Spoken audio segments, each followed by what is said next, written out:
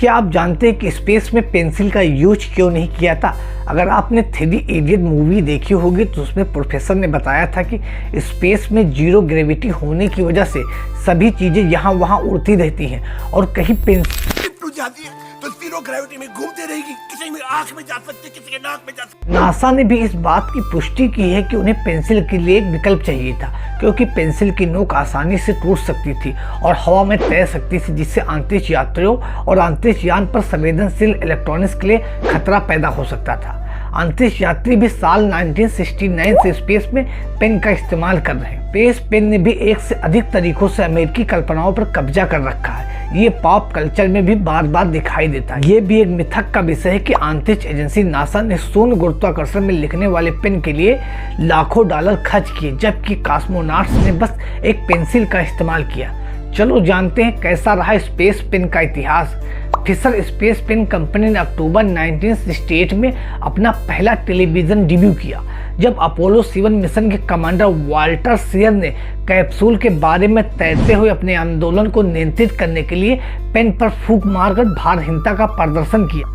ये अंतरिक्ष यान का पहला लाइव वीडियो में से एक था। फिर स्पेस पेन को मैडमैन गिलमोर गर्ल्स से लेकर हाउ इट्स मेड तक के टेलीविजन शो में दिखाया गया। साल 2021 में स्पेस फाउंडेशन द्वारा इस तकनीक को अंतरिक्ष के लिए विकसित एक नई तकनीक के रूप में मान्यता दी।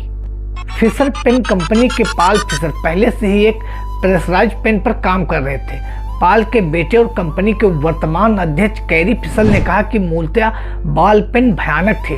उन्होंने नोट किया कि शुरुआती बॉल पेन में रिसाव, स्किप और सूखने की प्रॉब्लम थी।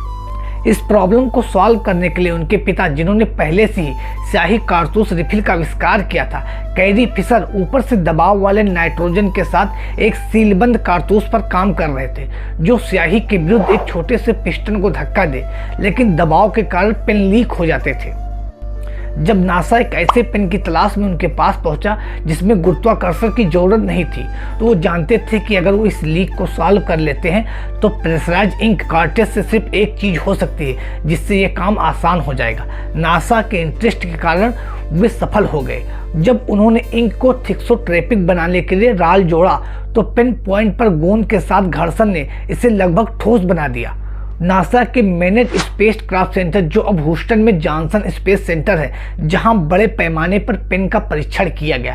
अंतरिक्ष एजेंसी नासा ने पाया कि पेन अत्यधिक गर्मी, ठंड और शुद्ध ऑक्सीजन से लेकर वैक्यूम तक के वातावरण में सभी परिस्थितियों में काम कर रही है और उनके पास 3 मील से अधिक लंबी, जो कि आधा किलोमीटर रेखा खींचने के लिए पर्याप्त इंक है। इस रिसर्च ने पेन के विकास को एक प्रोटोटाइप से एक सुरक्षित विश्वसनीय उत्पाद का नाम दिया। एक बार जब यह अंतरिक्ष में उड़ गया तो पाल ने स्पेस पेन नाम तय किया।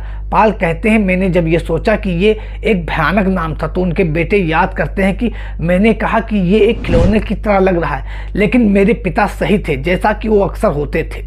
अपोलो 7 के बाद हर चालक दल नासा मिशन पर इस पेन का यूज कर रहा है। स्पेस पेन लाइन में अब लगभग 80 मॉडल शामिल हैं। AG7 मॉडल पहला फिशर स्पेस पेन था। फिशर पेन कंपनी 52 देशों में काम करते हैं, लेकिन वो अभी भी बोल्डर सिटी में अपने सभी पेन बनाती है, जहां 60 से अधिक कर्मचारी सालाना 10 लाख से अधिक पेन बनाते हैं।